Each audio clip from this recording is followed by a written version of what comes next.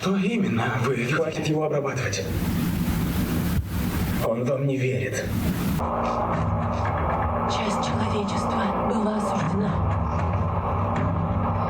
В фильме героям придется сделать выбор. Либо они кого-то убьют из своей семьи, либо будут умирать пришедшие к ним незнакомцы, а заодно и вся планета вместе с ними. Редмонд — злоба. Адриана — забота. Сабрина — исцеление. Леонард — наставничество.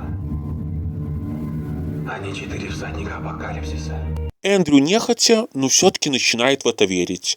Теперь мужчины начинают спорить, кто кого убьет, и Эрик заявляет, что он видел видение, в котором Эндрю и Вен счастливы в дальнейшей жизни, поэтому просит, чтобы именно он убил его. И Эндрю все-таки стреляет в Эрика, тем самым убивая